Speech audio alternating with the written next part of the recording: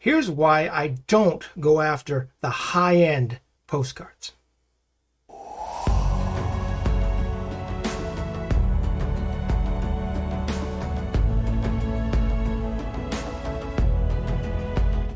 Hey guys, Ken here. Welcome back to the channel. Before we get into today's topic, I wanted to just make quick mention of something my wife Kim has recently launched. As you know, she's a crafter and she helps me out with the postcards and she does a great job with that. But also right now she's involved in creating something brand new and she's very excited about it. I'm very excited about it. And what it is are handmade earrings. Okay. She's not selling on Etsy or anything like that. She's launched this from her own web page. And I think she's advertising on Instagram and Facebook, and this thing has taken off. I'm not going to go on and on about it because I want to get into today's topic, but I mean, she makes these out of like lightweight wood and also what they call fox leather. Now that's spelled F-A-U-X, not F-O-X, okay? Just so you know. And I'm not sure how long she's had the site up. It's already been launched. I think maybe a week. Don't quote me on that, but I think it's somewhere in there. And she's already made 2 sales. It's already beginning to get momentum. So if you'd like to check out her new shop, all you got to do is click in the description, in the comments below in the description, and there's a direct link to her shop, and you can check it out and see if there's something there that you'd be interested in. Okay? Okay, enough said about that.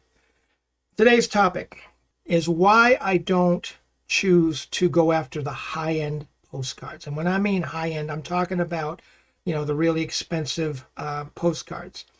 It's a well-known fact that, some postcards can command high dollars, okay? And that's what everybody kind of gets lured into, especially if you're new into postcards. We go after those high-end, cards that are going to go for $400 or $500 or $1,000 or $3,000. I mean, there's cards on eBay that have sold for that. Now, whether they got paid or not, I don't know. I can't speak to that. But the thing is, there's a specific reason why I don't go after those cards. And I think the number one reason for me, and this is just me, because I know some people are different, but the number one reason for me is you open yourself up to scammers. Okay? Whenever you have something of high, great value, whether it be a postcard or something else, a photograph, painting, or whatever, you're going to attract scammers because they're going to try to scam you out of that item to steal it from you so that they can actually get it and then turn it around, flip it, and profit from it themselves. And unfortunately, there's a well-known scam on eBay as far as, the postcard industry, the postcard business, that scammers are using on a regular basis. And I'm sure you've seen it. What happens is, let's say you sell a postcard for $500. Again, you're all excited. You just made a $500 sale off of a postcard that you probably paid 25 cents for, okay?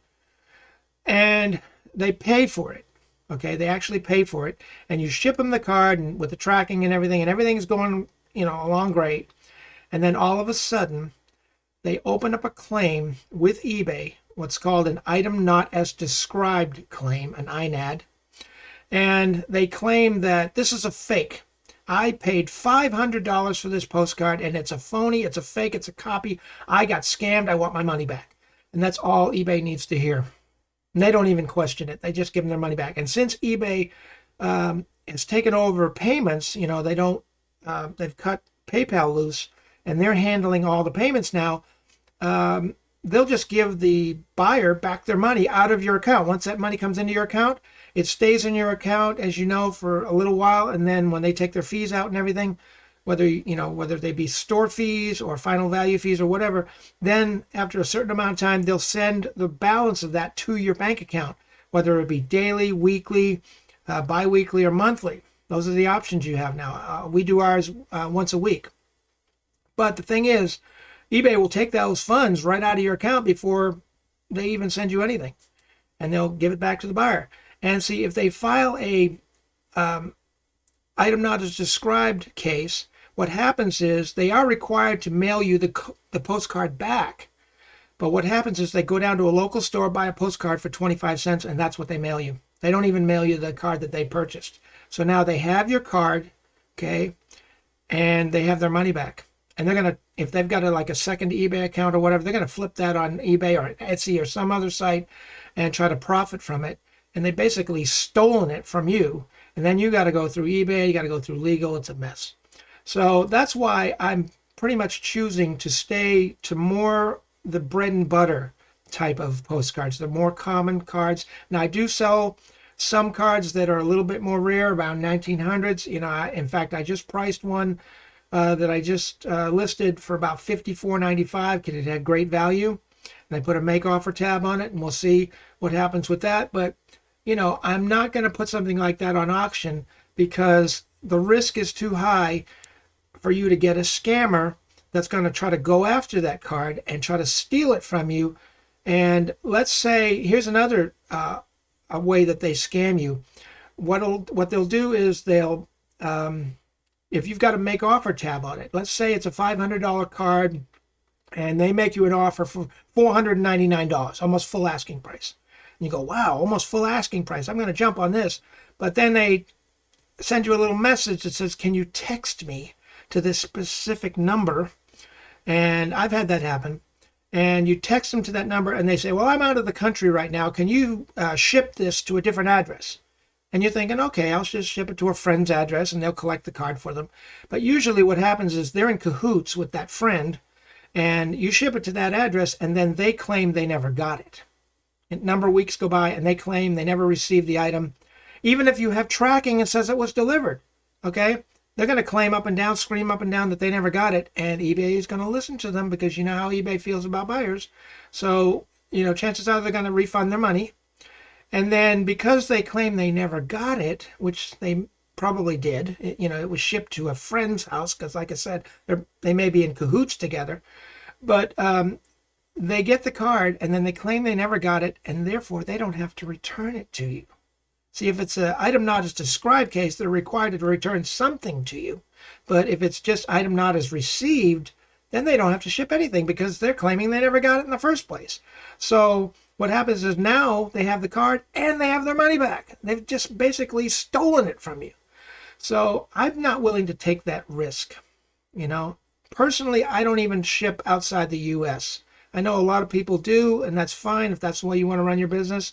But there's a lot of scammers outside the U.S., you know, more so than I think in the U.S. In fact, I had a case a little while ago where I was selling a card for only $75.25, and I had a guy contact me, and I had a make offer tab on it, and he contacted me, and he made me an offer for $75 even.